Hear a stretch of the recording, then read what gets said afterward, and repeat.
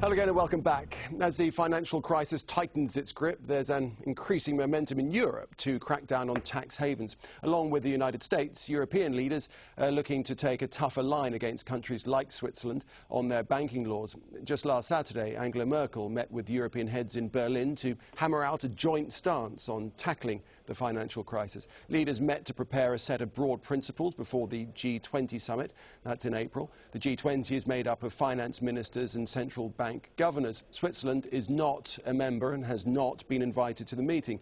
They agreed to support tougher measures against countries and offshore jurisdictions that serve as tax havens, blaming them for an assortment of problems. Germany has said it wants Switzerland to be put on a tax haven blacklist. And Britain, too, has expressed its concern about Switzerland. Its finance minister, Alistair Darling, lashed out at the Swiss government. He said this: "It's one of the things that Switzerland has got to address. If it wants to be part of the international community, it's got to be open. People don't know what's going on, and that's not good. Indeed, half the many problems we have got now are because people did not know what was going on." Well, to take this on are our guests in Zurich, Peter Kuntz, in Toronto, Jack Blum, and in Geneva, Mirat Zaki. Dr. Kuntz, it seems like a pretty bad time to be evading taxes, if there's ever a good time, especially if you've got a Swiss bank account. The pressure's really on, especially from Europe. That's for sure. And I think this makes it inevitable that the Swiss banks are moving toward what is generally accepted.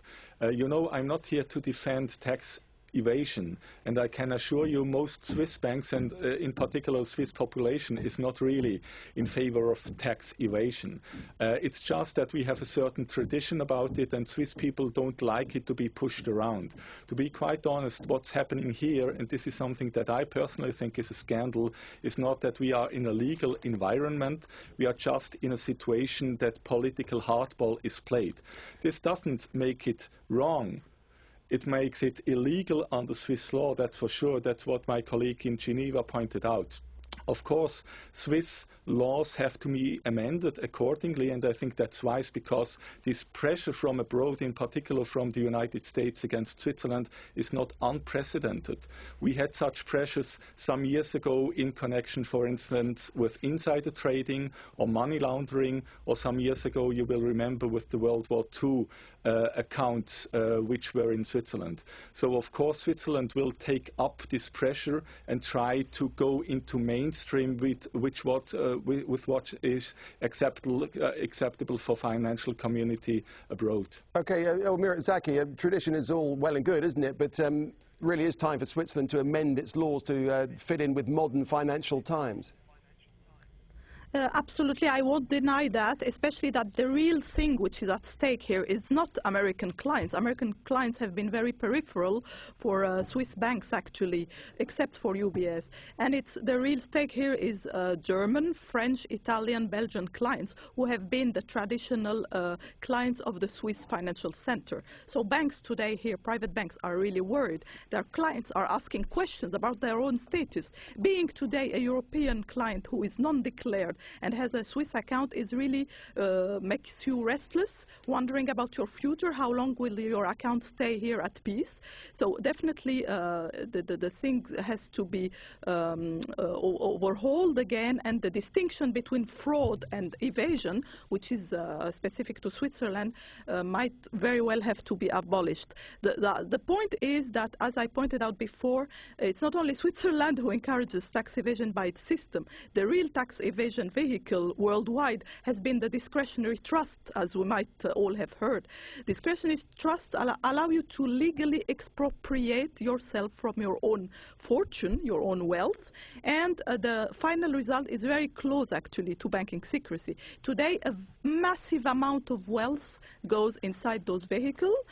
And there is no question today to abolish or put them into question.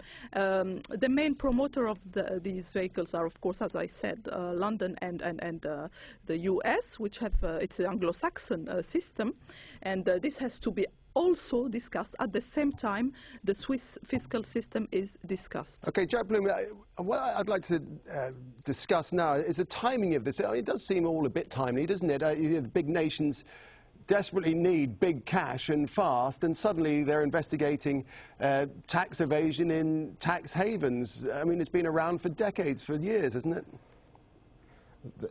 This issue has been on the table in the United States and the subject of real efforts by the Internal Revenue Service for the better part of 10 years.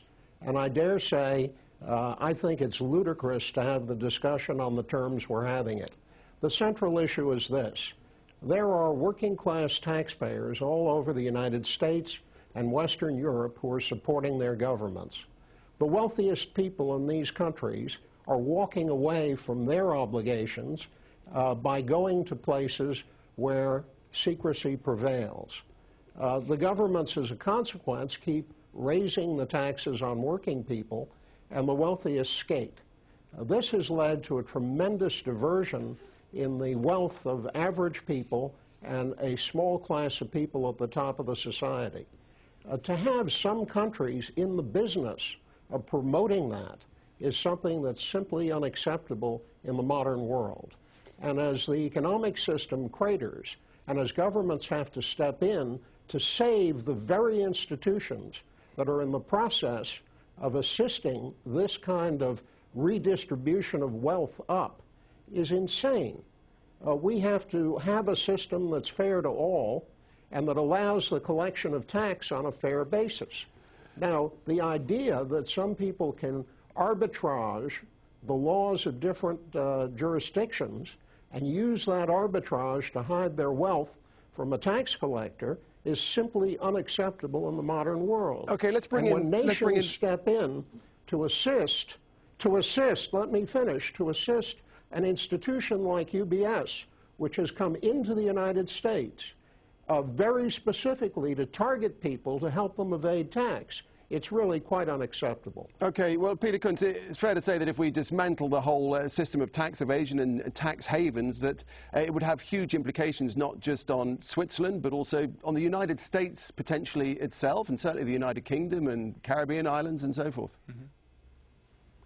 Well, I think the change in the system makes sense, but it cannot be only a change done by Switzerland. As I pointed out when the show began, is that we have other countries with similar systems, even countries in the European Union.